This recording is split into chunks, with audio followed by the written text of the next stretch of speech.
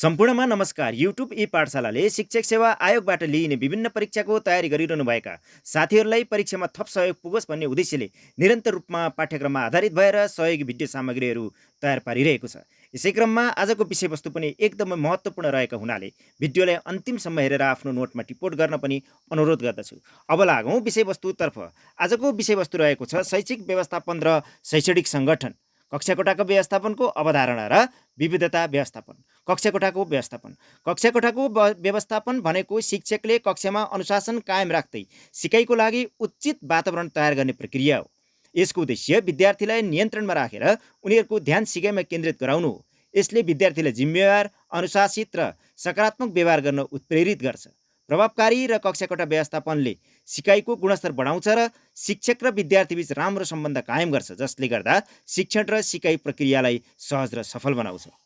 कक्षाकोठा व्यवस्थापन अन्तर्गतका क्षेत्रहरू भौतिक व्यवस्थापन, मानवीय वातावरणको व्यवस्थापन, मनोवैज्ञानिक व्यवस्थापन, शैक्षणिक व्यवस्थापन, विविधता व्यवस्थापन आदि। कक्षाकोठा व्यवस्थापनको प्रक्रिया: 1. योजना, उद्देश्य, रणनीति, कार्यनीति र क्रियाकलाप निर्धारण। 2. सङ्गठन, स्रोत साधनको सङ्कलन गर्ने एवं जनशक्ति व्यवस्था। 3 नम्बरमा छ नेतृत्व अथवा निर्देशन, कार्योन्मुख गराउने, उत्प्रेरित गर्ने, प्रभावित तुल्याउने र निर्देशन दिने। र अर्को रहेको छ नियन्त्रण, अनुगमन, मूल्याङ्कन तथा सुधारात्मक कार्य एवं समायोजन गर्ने। कक्षाकोठा व्यवस्थापन अन्तर्गतका कार्यहरू: क. भौतिक पक्षको व्यवस्थापन, विद्यालय भवन तथा कक्षाकोठा, झ्यालढोका, हावा, प्रकाश, ध्वनि, तापक्रम, शिक्षण सामग्रीको पहुँच, फर्निचर, सेतोपाटी, टेबल, डेस्क, बेन्च, शौचालय, पानी, डस्टबिन आदिको उचित व्यवस्थापन गर्ने कार्य नै भौतिक व्यवस्थापन पक्षको कार्य हो अथवा भौतिक पक्षको व्यवस्थापन हो। शिक्षा नियमावली 2059 को अनुसूची 3 मा विद्यालयमा हुनुपर्ने न्यूनतम पूर्वाधारहरूमा कक्षाकोठाहरू सामान्यतः 9 फिट उचाइको र घाम तथा पानीबाट बचाउ हुने किसिमको हुनुपर्ने। कक्षागत क्षेत्रफल: पूर्व प्राथमिक र प्राथमिक विद्यालयको हकमा प्रति विद्यार्थी 0.75 वर्गमिटर तथा निम्न माध्यमिक र माध्यमिक तहको हकमा 1 वर्गमिटर भन्दा कम नहुने। पूर्व प्राथमिक विद्यालयमा बाहेक अन्य विद्यालयमा छात्राको लागि अलग अलग शौचालयको व्यवस्था हुनुपर्ने र प्रत्येक थप 50 जना विद्यार्थीका लागि 1 कम्पार्टमेन्ट थप हुनुपर्ने। पाठ्यक्रम, पाठ्यपुस्तक, शिक्षक निर्देशिका सहितको 1 विद्यार्थी बराबर कम्तीमा 2 प्रतिका दरले पुस्तक उपलब्ध भएको पुस्तकालय हुनुपर्ने व्यवस्था गरेको छ। बालमैत्री विद्यालय राष्ट्रिय प्रारूप 2067 ले कक्षाकोठाको प्रति विद्यार्थी क्षेत्रफल न्यूनतम 0.75 वर्गमिटर तथा अपेक्षित 1 वर्गमिटर हुनुपर्ने व्यवस्था गरेको छ। खमा छ बसाइ व्यवस्थापन। बसाइ व्यवस्थापन भनेको कक्षाकोठामा विद्यार्थीहरूलाई कहाँ र कसरी बसाउने भन्ने योजना बनाउने प्रक्रिया हो।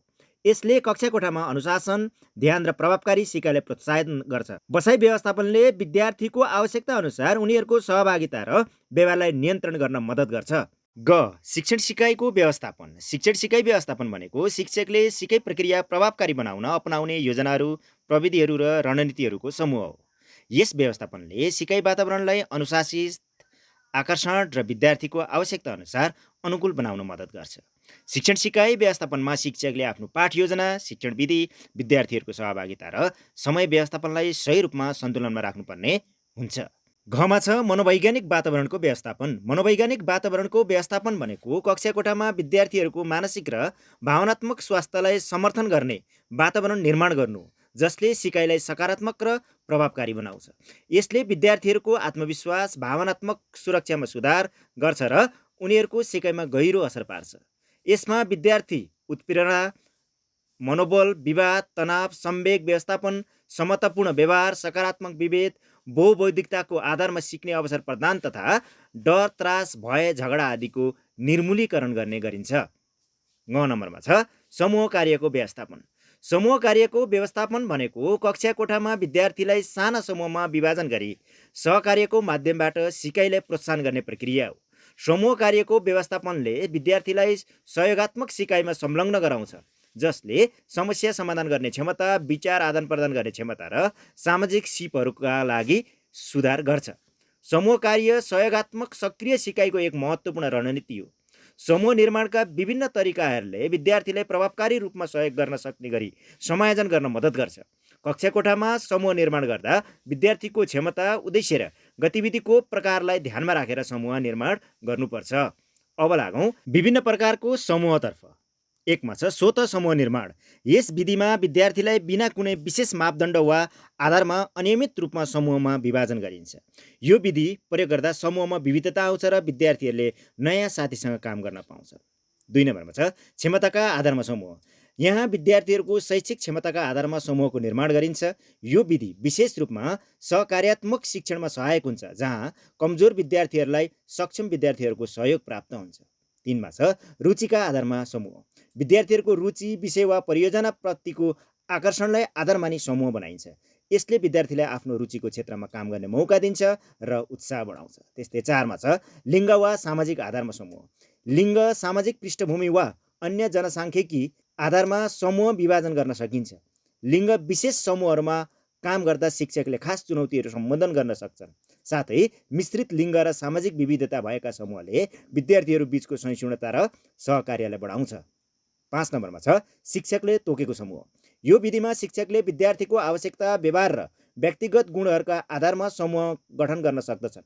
यसमा प्रत्येक समूहमा विविधता र सन्तुलन हुन्छ र सबै विद्यार्थीले एकअर्कासँग सहयोग गरेर सिक्न सक्दछन्। अर्को रहेको छ विद्यार्थीले रोजेको समूह। विद्यार्थीले आफै समूह चयन गर्ने विधि हो। उनीहरूले आफ्ना साथीहरू वा रुचिका आधारमा समूह बनाउँछन्। यसले विद्यार्थीहरूको स्वायत्तता र प्रेरणालाई बढाउँछ, किनभने उनीहरू आफैसँग काम गर्ने चाहना व्यक्तिहरूसँग समावेश हुन पाउँछन्। 7औं नम्बरमा छ समय र पारिस्थितिक अनुसार घुम्ती समूह। समयसम्ममा समूह परिवर्तन गरेर विद्यार्थीहरूलाई फरक फरक साथीसँग काम गर्न दिइन्छ। यो विधिले विद्यार्थीलाई नयाँ व्यक्तिसँग सहकार्य गर्ने प्रेरित गर्छ र उनीहरूको सामाजिक सिपलाई सुधार गर्छ। यो विशेष रूपमा दीर्घकालीन परियोजना वा विविध विषयहरूको अध्ययनमा प्रभावकारी हुन्छ। अर्को छ समस्याको आधारमा समूह। समूह निर्माण गर्दा समस्या समाधानलाई आधार मानी विभाजन गरिन्छ। प्रत्येक समूहलाई फरक समस्या दिइन्छ र तिनीहरूले त्यस समस्याको समाधानलाई समूहमा छलफल गर्छन्। यो विधि आविष्कारिक र सहकार्यात्मक समस्या समाधानलाई प्रोत्साहित गर्न उपयुक्त हुन्छ। 9 नम्बरमा छ सामाजिक सिपका आधारमा समूह। यहाँ सामाजिक सिप, नेतृत्व र सञ्चार क्षमताका आधारमा समूह बनाइन्छ। यसले विशेष रूपमा सामाजिक सिप विकास गर्न चाहने विद्यार्थीहरूको समूह निर्माण गरेर उनीहरूको संलग्नता र प्रभावकारिता बढाउँछ। 10मा छ परियोजना वा गतिविधिमा आधारित समूह। विद्यार्थीहरूलाई विशेष परियोजना वा कार्यका आधारमा समूह बनाइन्छ। उदाहरणका लागि विज्ञान परियोजना, वक्तित्व कला कार्यक्रम वा सम्बोधनात्मक समस्या समाधानका लागि समूह बनाइन्छ। यो विधिले विद्यार्थीहरूलाई परियोजनामा केन्द्रित भएर काम गर्न प्रेरित गर्छ। समूह कार्यमा मुख्य भूमिका निर्वाह गर्ने 3 व्यक्तिहरू समूह नेता, अभिलेखकर्ता र प्रतिवेदक। 6 नम्बरमा रहेको छ अभिलेख व्यवस्थापन। अभिलेख व्यवस्थापन भनेको कक्षामा भएको गतिविधिहरू, विद्यार्थीहरूको प्रगति र अन्य महत्त्वपूर्ण जानकारीहरूको व्यवस्थापन र संरक्षण गर्ने प्रक्रिया हो। यो व्यवस्थापनले शिक्षकलाई उचित निर्णय गर्न, योजना बनाउन र विद्यार्थीहरूलाई सिकाइको प्रगति अभिलेखीकरण गर्न मद्दत गर्छ। 6मा छ जब चार्ट अथवा कार्य उत्तरदायी तालिका निर्माण र व्यवस्थापन। विद्यार्थीहरूलाई कक्षा कोठा व्यवस्थापन कार्यमा उत्तरदायी एवं जवाफदेही बनाउने कार्य उत्तरदायी तालिकाको निर्माण गर्नुपर्छ। विद्यार्थीहरू बीच कार्य विभाजन गर्ने, नेतृत्व अवसर प्रदान गर्ने, समूहमा काम गर्ने संस्कार विकास गर्न यसले सहयोग गर्दछ। कक्षा कोठा व्यवस्थापनको योजना बनाउँदा शिक्षकले ध्यान दिनुपर्ने कुराहरू। 1मा छ शिक्षण उद्देश्य र लक्ष्य। पाठ्यक्रमका उद्देश्य र विद्यार्थीहरूको सिकाइका लक्ष्यहरू स्पष्ट रूपमा परिभाषित गर्ने। 2मा विद्यार्थीहरूको विविधता। विद्यार्थीहरूको भिन्नता र विशेष आवश्यकतालाई ध्यानमा राख्दै शिक्षण विधि र सामग्री अनुकूल बनाउने। 3 स्रोत र सामग्री। आवश्यक शैक्षिक सामग्री, उपकरण र स्रोतहरूको तयारी गर्ने र उपलब्धता सुनिश्चित गर्ने। 4मा छ समय व्यवस्थापन। कक्षामा प्रत्येक गतिविधिमा खर्च हुने समयको उचित योजना बनाउने तथा समयको प्रभावकारी प्रयोग सुनिश्चित गर्नुपर्छ। 5मा छ अनुशासन र नियम। कक्षामा स्पष्ट नियम र अपेक्षाहरू सेट गर्ने र विद्यार्थीहरूलाई पालना गर्न प्रेरित गर्ने। त्यस्तै 6 नम्बरमा रहेको छ सकारात्मक फिडब्याक। विद्यार्थीहरूको प्रयास र उपलब्धिको प्रशंसा गर्ने र सकारात्मक पृष्ठपोषण अथवा फिडब्याक दिने व्यवस्था गर्ने, जसले आत्मविश्वास बढाउँछ। 7मा छ कक्षा कोठाको वातावरण। कक्षा कोठालाई व्यवस्थित, आकर्षण र सकारात्मक बनाउने वातावरण सिर्जना गर्ने। 8मा छ सहयोग र समूह कार्य। विद्यार्थीहरूलाई समूहमा काम गर्न र सहकार्य गर्ने गतिविधिहरू समावेश गर्ने, जसले सहिष्णुता र समूह कार्यको भावना विकास गर्छ। त्यस्तै 9 नम्बरमा रहेको छ विद्यार्थीको प्रगति अभिलेखीकरण। विद्यार्थीहरूको प्रगति, मूल्याङ्कन र नतिजाको नियमित मूल्याङ्कन गर्ने व्यवस्था गर्नुपर्दछ। 10मा छ पारिवारिक संलग्नता। अभिभावक र परिवारका सदस्यहरूको संलग्नता सुनिश्चित गर्दै उनीहरूको समर्थन र सहभागिता ल्याउनुपर्छ। 11मा छ सकारात्मक र रचनात्मक सोचको प्रवर्धन। विद्यार्थीलाई रचनात्मक विचार र समस्या समाधान गर्न प्रोत्साहित गर्दै सकारात्मक सोचको विकासमा ध्यान दिनुपर्छ। 12मा छ आवश्यकता अनुसार लचिलोपन कक्षामा हुने घटनाहरू र विद्यार्थीको आवश्यकतामा आधारित रूपमा योजना र विधिहरूमा लचिलापन राख्नुपर्छ ताकि शिक्षण प्रभावकारी र सान्दर्भिक रहन सकोस्। अब लागौँ बालमैत्री विद्यालय राष्ट्रिय प्रारूप 2067 तर्फ। बालमैत्री विद्यालय राष्ट्रिय प्रारूपको स्वीकृति 2067 साल 8 महिना 9मा भएको थियो। बालमैत्री प्रारूपको प्रमुख उद्देश्य बालमैत्री शिक्षण सिकाइको वातावरण तयार गर्नु हो। यस अबला बालबालिकाको सर्वाङ्गीण प्रतिभा उजागर गर्दै शैक्षिक उद्देश्य र गुणस्तरमा बढोत्तरी ल्याउनु हो। बालमैत्री विद्यालय राष्ट्रिय प्रारूपका पक्षहरू 9 सूचक 94, न्यूनतम मापदण्ड सङ्ख्या 149 र अपेक्षित मापदण्ड सङ्ख्या 152 रहेको छ। अब लागौँ बालमैत्री विद्यालय राष्ट्रिय प्रारूपका कक्षाकोठा व्यवस्थापन सम्बन्धी मुख्य सूचकतर्फ, जुन एउटा तालिकामा दिएको छ। शिक्षक उपस्थिति विद्यालय खुलेको दिनमध्ये 92% न्यूनतम राखिएको छ भने अपेक्षित 100% छ। त्यस्तै विद्यार्थी उपस्थिति कुल 210 दिन प्रति वर्ष राखिएको छ भने अपेक्षा कुल 220 दिन प्रति वर्ष छ। त्यस्तै बालबालिकाको घर र विद्यालयको दूरी आधा घन्टा हिँड्ने बाटो वा 2 किलोमिटर न्यूनतम राखिएको छ भने अपेक्षित 15 मिनटको हिँड्ने बाटो वा 1 किलोमिटर। त्यस्तै विद्यालय व्यवस्थापन समितिको बैठक 2 महिनामा बस्ने गरेको छ र अपेक्षित विद्यालय व्यवस्थापन समितिको बैठक 1 महिनामा बस्ने गरेको।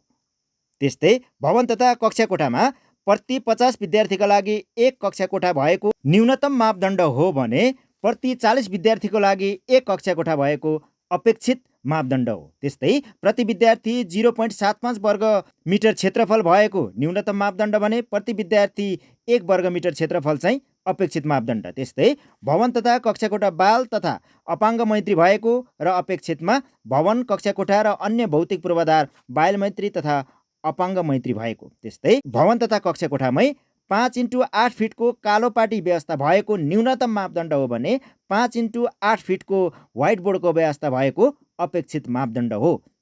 त्यस्तै कक्षा 3 सम्मको कक्षाकोठाका भित्तामा विद्यार्थीले भेट्ने गरी कालो पाटी निर्माण न्यूनतम मापदण्ड हो भने अपेक्षित मापदण्डमा चाहिँ कक्षा 3 सम्मको कक्षाकोठाका भित्तामा विद्यार्थीले सेतो पाटी भेट्ने गरीको निर्माण राखिएका छन्। त्यस्तै फर्निचरको न्यूनतम मापदण्ड प्रति 4 विद्यार्थीका लागि 1 सेट डेस्क बेन्च भएको छ भने अपेक्षित मापदण्डमा प्रत्येक विद्यार्थीका लागि 1 सेट उपयुक्त कुर्सी टेबल भएको।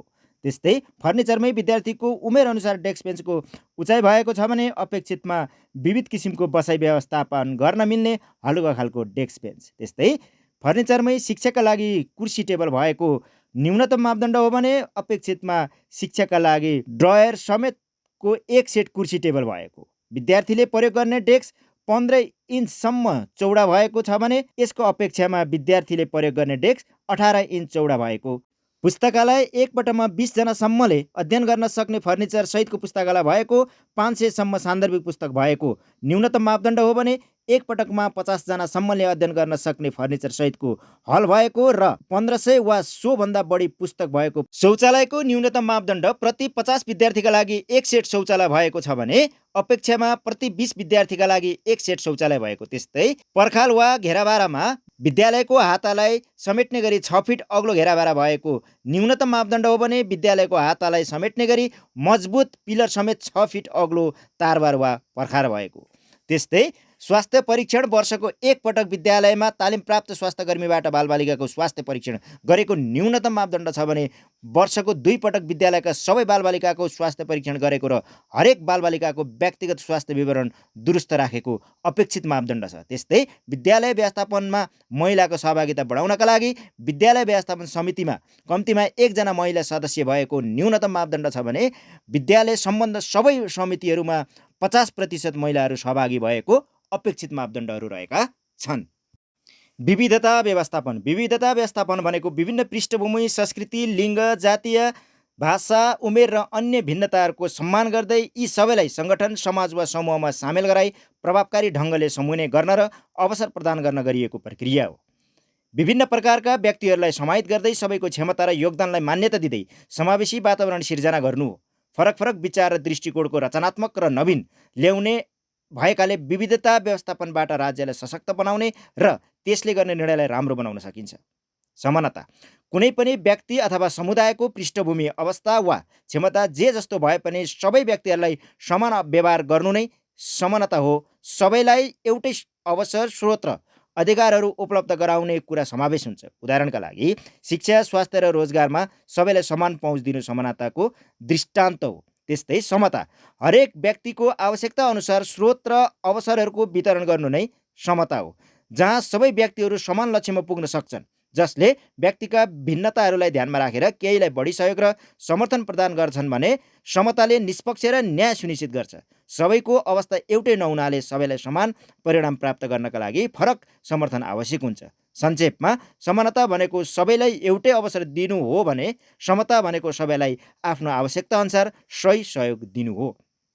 राष्ट्रिय पाठ्यक्रम प्रारूप 2076मा उल्लेखित पाठ्यक्रममा समावेशी पद्धति अनुसार लक्षित समूहहरू जुन 15वटा रहेका छन्, जुन यस प्रकार रहेका छन्: 1. महिला, 2. अपाङ्गता भएका बालबालिका, 3. दलित बालबालिका, 4. सीमान्तकृत र पिछडिएका जनजाति, 5. सडक बालबालिका, 6. श्रमिक बालबालिका, 7. बेचबिखनमा परि उद्धार गरिएका बालबालिका, 8. दैविक प्रकोप पीडित बालबालिका, 9. द्वन्द्व पीडित बालबालिका, 10. यौन शोषित तथा दुराचार ग्रसित बालबालिका। त्यस्तै 11. गरिबीको रेखामुनि रहेका परिवारका बालबालिका, 12. कामदार वा मजदुर, 13. जेलमा रहेका बालबालिका, 14. एचआइभी एड्स लागेका बालबालिका, 15. कुष्ठरोगी र अन्य सङ्क्रमित रोगग्रस्त बालबालिका। कक्षाकोठामा विविधता, क्षमता, सिकाइ शैली, बहुबौद्धिकता, सांस्कृतिक पृष्ठभूमि, लैङ्गिक विशेष आवश्यकता भएका, सिकाइ कठिनाइ भएका र सामाजिक पृष्ठभूमि। विविधताको पहिचान गर्नुपर्नका कारणहरू: 1 मा छ यसले विद्यार्थीहरूलाई समान अवसर र स्रोतहरूमा पहुँच दिन्छ, जसले सबैलाई सिक्नका लागि समान आधार प्रदान गर्छ। 2. फरक पृष्ठभूमिका विद्यार्थीहरूको सम्मान गर्दै समावेशी वातावरण सिर्जना गर्न मद्दत गर्छ। 3. विविधता पहिचान गर्दा भेदभाव, पूर्वाग्रह र असमानताको समस्या कम गर्न मद्दत हुन्छ। 4. विद्यार्थीहरूको व्यक्तिगत क्षमतालाई बुझ्न र उनीहरूको आवश्यकता अनुसार सहयोग प्रदान गर्न सजिलो हुन्छ। 5. विविध संस्कार र भाषा भएका विद्यार्थीहरूको सांस्कृतिक आदान प्रदानलाई प्रोत्साहन गर्छ। 6. फरक फरक अनुभव र दृष्टिकोणहरूले सृजनात्मक नवप्रवर्धकको वातावरणलाई उत्प्रेरित गर्छ। 7. समावेशिता र सहिष्णुताको मूल्य दिगो रूपमा विकास हुन्छ।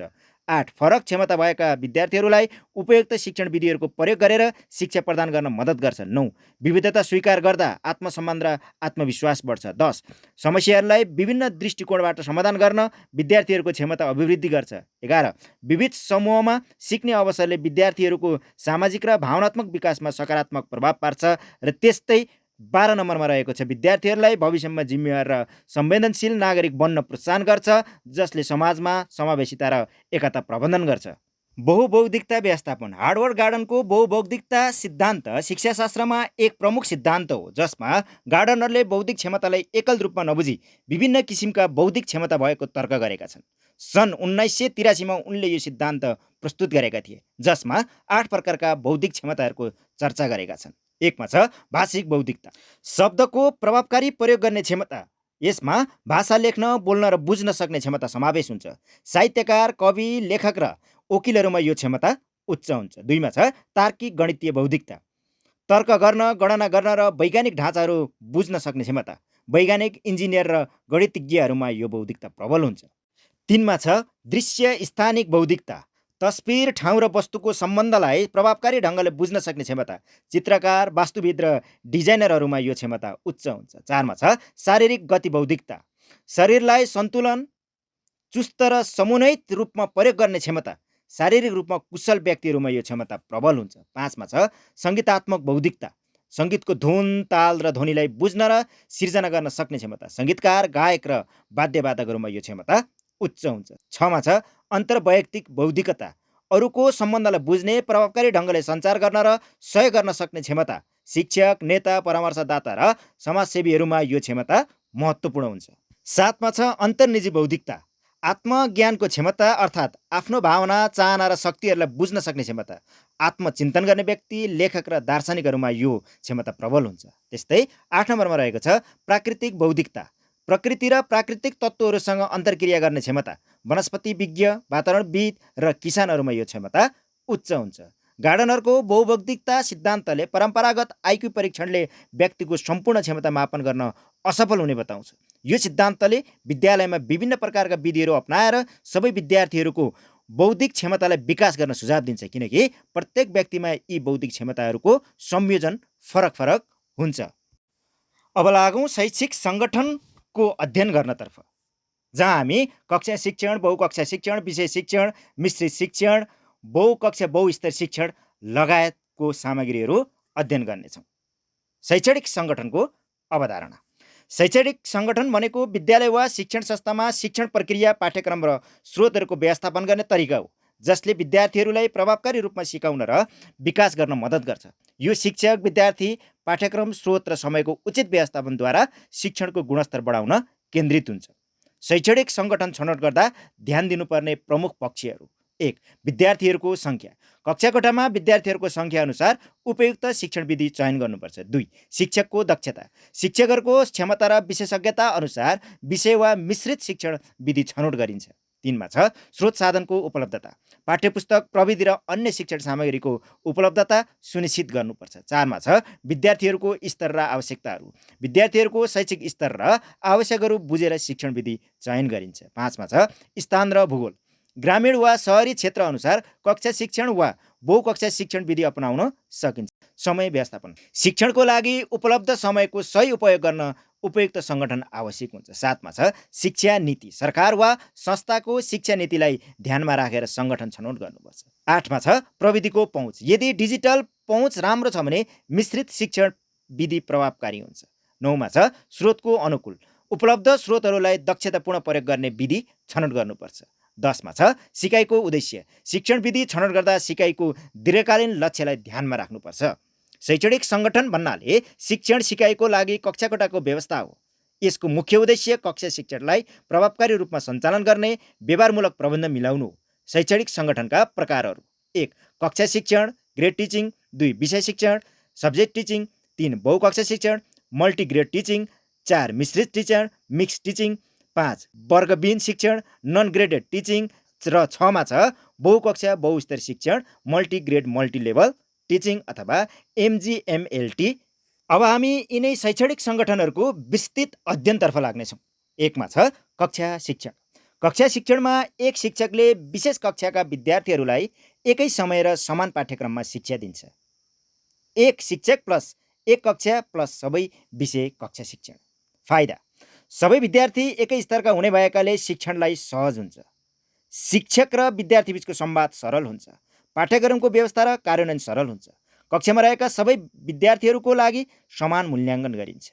शिक्षकले विद्यार्थीहरूको प्रगति सजिलैसँग अनुमान गर्न सक्छ। बेफाइदा: विद्यार्थीहरूको फरक आवश्यकताहरूमा ध्यान दिन कठिनाइ हुन्छ। एकै पाठ्यक्रममा सबै विद्यार्थीको ध्यान आकर्षण गर्न चुनौती हुन्छ। शैक्षिक गतिशीलता सीमित हुन्छ। सीमितताको सम्भावना हुन्छ। विद्यार्थीसँग प्रतिस्पर्धा गर्न कमी हुन्छ। 2 मा छ विषय शिक्षण। विषय शिक्षणमा एक शिक्षक विशेष विषयमा मात्र अध्यापन गर्छ, जसमा विभिन्न कक्षाका विद्यार्थीहरू समावेश हुन सक्छन्। एक शिक्षक प्लस विभिन्न कक्षा प्लस एक वा तोकिएका विषयहरू बराबरी विषय शिक्षण। यसको फाइदा: शिक्षकले एक विशेष विषयमा गहिरो ज्ञान प्राप्त गर्न सकिन्छ। विद्यार्थीहरूलाई विषयको विशेषज्ञता प्राप्त गर्न मद्दत गर्छ। विविधतापूर्ण दृष्टिकोणबाट विषयको गहिराइमा जान्न सकिन्छ। विभिन्न कक्षाका विद्यार्थीहरूले फरक दृष्टिकोणबाट विषय अध्यापन गर्न सक्छन्। बहुविषयक सहकार्यको अवसर सिर्जना गर्छ। यसका बेफाइदाहरू: विद्यार्थीहरूको विविध आवश्यकतामा ध्यान दिन गाह्रो हुन्छ। अन्य विषयसँगको अन्तर सम्बन्धमा कमी आउन सक्छ। विशेष विषयमा मात्र ध्यान केन्द्रित गर्दा सामान्य ज्ञानको कमी हुन सक्छ। शिक्षकको समय र स्रोतको अनियोजन हुन सक्छ। विद्यार्थीहरूको प्रगति अनुगमन गर्न चुनौती हुन सक्छ। अर्को छ बहुकक्षा शिक्षण। बहुकक्षा शिक्षणमा एक शिक्षकले विभिन्न कक्षाका विद्यार्थीहरूलाई एकै समयमा शिक्षा दिन्छ। एक विषय प्लस एक पिरियड प्लस विभिन्न कक्षा बराबरी बहुकक्षा। फाइदाहरू: शिक्षकको समय र स्रोतको कुशल उपयोग गर्न मद्दत गर्छ। विद्यार्थीसँगको अन्तर्क्रिया र सहकार्यलाई प्रोत्साहित गर्छ। विद्यालयमा विद्यार्थीको सङ्ख्या कम भएमा प्रभावकारी विकल्प हो। एकै विषयमा फरक कक्षाका विद्यार्थीहरूले एक अर्काबाट सिक्न सक्दछन्। आत्मनिर्भरता र सिक्ने क्षमतालाई प्रवर्धन गर्छ। यसका बेफाइदाहरू: विभिन्न कक्षाका पाठ्यक्रमहरू समायोजन गर्न कठिनाइ हुन्छ। सबै विद्यार्थीहरूको आवश्यकता पूरा गर्न चुनौती हुन्छ। विद्यार्थीहरूको ध्यान र सहभागीमा कमी आउँछ। मूल्याङ्कन गर्न गाह्रो हुन्छ। शिक्षकको ध्यान भिन्न कक्षामा विभाजित हुन्छ। अर्को सङ्गठन रहेको छ मिश्रित शिक्षण। कुनै एक मात्रै सङ्गठनलाई आधार नमानी आवश्यकता अनुसार सिकाइको सङ्गठन फरक हुने शिक्षण सङ्गठन नै मिश्रित सङ्गठन हो। दुई वा दुईभन्दा बढी शैक्षणिक सङ्गठनको प्रयोग गरिन्छ। यसको फाइदा विद्यार्थीहरूको स्वनिर्देशित सिकाइमा मद्दत गर्छ, प्रविधिको माध्यमबाट सामग्रीको पहुँच बढाउँछ, विद्यार्थीहरूको रुचिमा विविधता ल्याउँछ। विभिन्न शैक्षणिक सङ्गठनमा आधारित शिक्षण हुनाले शिक्षणलाई अझ प्रभावकारी बनाउँछ। शिक्षणको सन्तुलनले लचिलो प्रदान गर्छ। यसका बेफाइदाहरू सबै विद्यार्थीहरूको प्रविधिमा पहुँच नहुन सक्छ, शिक्षणको लागि आवश्यक प्रविधि र स्रोतको कमी हुन्छ, शिक्षक र विद्यार्थी बीचको प्रत्यक्ष अन्तर्क्रिया घट्छ, धेरै सङ्गठनको प्रयोग हुनाले जानकारी धमिलो हुन सक्छ, शिक्षणको विश्वसनीयता सुनिश्चित गर्न चुनौती हुन्छ। त्यस्तै अर्को सङ्गठन रहेको छ वर्गविहीन शिक्षण। वर्गविहीन शिक्षणमा विद्यार्थीहरूलाई कुनै कक्षामा नबाँडेर तिनीहरूको क्षमताका आधारमा सिकाउने प्रक्रिया हो। यसको फाइदा सबैलाई आफ्नो गति अनुसार सिक्न र प्रगति गर्न अवसर मिल्छ, शिक्षणमा लचिलोपन र अनुकूलता प्रदान गर्छ। त्यस्तै विद्यार्थीहरूको व्यक्तिगत विकासमा ध्यान दिन सकिन्छ, प्रतिस्पर्धा र सहकार्यको सन्तुलनलाई बढावा दिन्छ, शिक्षकले विद्यार्थीको वास्तविक क्षमतालाई बुझ्न र ध्यान दिन सक्छ। र यसका बेफाइदाहरू रहेका छन्। मूल्याङ्कनको प्रक्रिया जटिल हुन्छ, विद्यार्थीहरूको प्रगति अनुगमन गर्न चुनौती हुन्छ, शिक्षकको ध्यान विभिन्न क्षमतामा विभाजित हुन्छ, केही विद्यार्थीहरूलाई ध्यानमा नलिएर समस्या आउँछ, सबै विद्यार्थीहरूको व्यक्तिगत आवश्यकताहरूमा ध्यान दिन कठिनाइ हुन्छ। अबको शैक्षणिक सङ्गठन रहेको छ बहुकक्षा बहुस्तर शिक्षण, जुन नवीनतम तथा परीक्षाको सन्दर्भमा अति नै महत्त्वपूर्ण रहेको छ। बहुकक्षा बहुस्तर शिक्षणमा एक शिक्षकले विभिन्न कक्षाका र स्तरका विद्यार्थीहरूलाई एकै समयमा शिक्षा दिन्छ। यो नितान्त क्रियाकलापमा आधारित शिक्षण सिकाइ हो। यसमा 4वटा सक्रिय समूह बनाएर सिकाइ सहजीकरण गरिन्छ। तीव्र गतिका विद्यार्थीले आफ्नो गतिमा सिक्न र ढिलो सिक्ने विद्यार्थीले पनि आफ्नो क्षमता अनुसार सिक्ने अवसर प्राप्त गर्नु हो अथवा अवसर पाउनु हो। 5 प्रकारका क्रियाकलाप समावेश गरी क्रम निर्धारण गरिएको हुन्छ। कमा छ परिचयात्मक क्रियाकलाप परिचय, खमा छ अभ्यासात्मक क्रियाकलाप अभ्यास, गमा छ मूल्याङ्कनात्मक क्रियाकलाप मूल्याङ्कन, घमा छ सुधारात्मक क्रियाकलाप सुधार, गमा छ सबलीकरण क्रियाकलाप सबलीकरण। प्रत्येक एकाइलाई सिकाइको एउटा खुड्किलो माइलस्टोनका रूपमा लिइन्छ र त्यस्ता माइलस्टोनहरूको एक संयुक्त रूपलाई सिकाइ सिडी लर्निङ ल्याडर भनिन्छ। एउटा माइलस्टोनहरूको सम्पूर्ण क्रियाकलापहरू पुरा नगरी अर्को माइलस्टोनमा उक्लन र एउटा कक्षाको सिकाइ सिडीका सम्पूर्ण क्रियाकलापहरू पुरा नगरी अर्को कक्षाको सिकाइ सिडीमा जान नपाउने व्यवस्था गरिएको हुन्छ। सिकाइ सिडीहरू पनि विषय र कक्षा अनुसार फरक फरक हुन्छन्। सिकाइ सिडी भित्रका प्रत्येक खुड्किलाहरू माइलस्टोनमा राखिएका विभिन्न प्रकारका क्रियाकलापहरूलाई चिनाउन थरीथरीका सङ्केत राखिएको हुन्छन्। जस्तै नेपालीमा जनावरहरू, सामाजिकमा किराफट्याङ्ग्राहरू, गणितमा चराहरू र अङ्ग्रेजीमा फलफुल र तरकारीहरू। कक्षागत रूपमा तयार पारिएका सिकाइ सिडीहरू र क्रियाकलाप पत्तीहरू विद्यार्थीहरूलाई चिन्न सजिलो होस् भन्ने हेतुले ती सामग्रीहरूलाई विभिन्न प्रकारका रङ्गीन कार्डमा छापिएका हुन्छन्। जस्तै कक्षा 1 पर्पल अथवा पिङ्क, कक्षा 2 ग्रिन, कक्षा 3 येल्लो अथवा कमन ब्लू। यसका फाइदाहरू सबै विद्यार्थीहरूको स्तर र आवश्यकता अनुसार शिक्षण गर्न सकिन्छ। विद्यार्थीहरूलाई सँगै अध्ययन गर्न र सँगै सिक्न प्रोत्साहित गर्छ। कम स्रोत र विद्यार्थीको सङ्ख्या पनि प्रभावकारी रूपमा शिक्षण गर्न सकिन्छ। शैक्षिक वातावरणमा समावेशिता बढाउँछ। विद्यार्थीहरूको सृजनात्मक र सहकार्यलाई प्रवर्धन गर्छ। यसका बेफाइदाहरू शिक्षकको समय र ध्यान विभाजित हुन सक्छ, पाठ्यक्रमको अनुकूलनमा कठिनाइ हुन सक्छ, विभिन्न स्तरका विद्यार्थीहरूको प्रगति अनुगमन गर्न चुनौती हुन्छ, मूल्याङ्कनमा गडबडी आउन सक्छ, शिक्षण विधिमा विविधता ल्याउन कठिनाइ हुन्छ। बहुकक्षा बहुस्तर शिक्षणका मुख्य विशेषताहरू: 1. पाठ्यपुस्तकको वैकल्पिक व्यवस्था। यस विधिबाट अध्यापन गराउँदा पाठ्यपुस्तकको सट्टा फरक सामग्रीको विकास गरिएको हुन्छ। यसमा पाठ्यपुस्तकमा आधारित सिकाइलाई पूर्णतया क्रियाकलापमा आधारित सिकाइले प्रतिस्थापन गर्छ। विद्यार्थीहरूले पाठ्यपुस्तकको सट्टा सिकाइ कार्ड प्रयोग गर्छन् भने कक्षा कोठामा पठन पाठनका लागि सिकाइका सिडीहरू, learning ladder, grouping card, milestone, logo workbook, teacher guide, checklist, running board, common minimum days, students portfolio, daily job chart, continuous evaluation sheet आदि। 2 मा छ विविधता समावेशीकरण।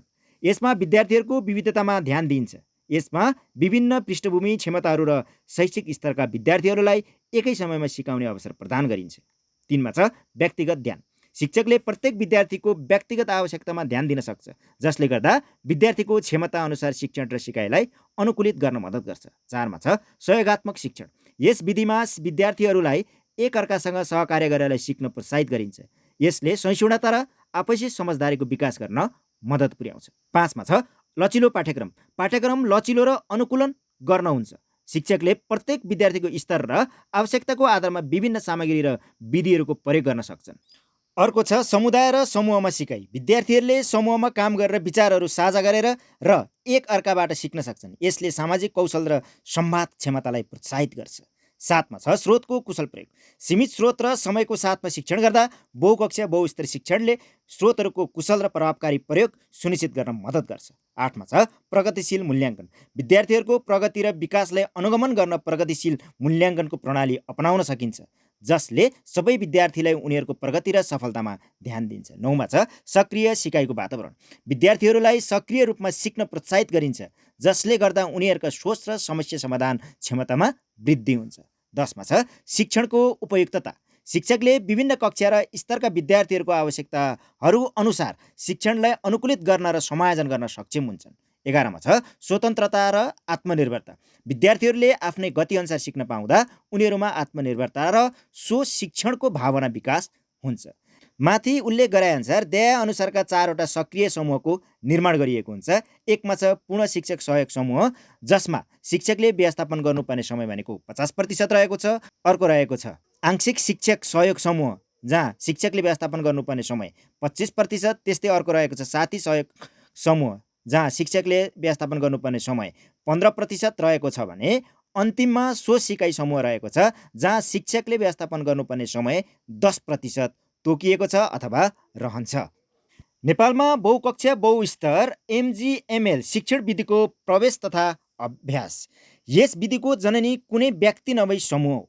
दक्षिण भारतको आन्ध्र प्रदेश स्थित ऋषि भेलीमा रहेको कृष्णमूर्ति फाउन्डेसनले सुरु गरेको दुर्गम शिक्षा विकास कार्यक्रमको एउटा अङ्गको रूपमा रहेको Rishi valley centre of educational research अथवा रिभर संस्थाले लामो अभ्यास र सुधारपछि तयार पारेको विधि हो। यसलाई सबैभन्दा पहिले यही संस्थाले आफ्ना सेटेलाइट स्कुलमा प्रयोग गर्यो। नेपालको सन्दर्भमा विक्रम सम्वत 2066 सालदेखि रिभरको प्राविधिक सहयोगमा सिन्धुपाल्चोकको विष्णु आध्यात्मिक संस्कृत प्राथमिक विद्यालय 12 विषयमा यो कार्यक्रम लागू गरी क्रमशः यो कार्यक्रमको विस्तार गरियो। सामग्रीको विकास, कक्षा कोठाको व्यवस्थापन र शिक्षक तालिम जस्ता अनिवार्य 3 शर्तहरू यस कार्यक्रममा रहेका छन्। कक्षा 1-3 सम्म लागू गरिएको बहुकक्षा बहुस्तरीय शिक्षण व्यवस्था आर्थिक वर्ष 2076-77 सम्ममा देशका 269 विद्यालयमा लागू गरिएको छ। बहुकक्षा बहुस्तरीय शिक्षण कार्यक्रम रिभरको प्राविधिक सहयोगमा सुरुवात गरिएको र यस कार्यक्रममा GHNA जर्मन नेप्लिज हेल्प एसोसिएसनले प्राविधिक सहयोग गरेको छ। तपाईहरुलाई आजको विषयवस्तु कस्तो लाग्यो? कृपया कमेन्ट बक्समा गई कमेन्ट गरिदिनुका साथै यस च्यानलमा नयाँ हुनुहुन्छ भने सब्स्क्राइब गर्न पनि नभुल्नुहोला भन्दै बिदा हुन चाहन्छु। हवस् त, धन्यवाद।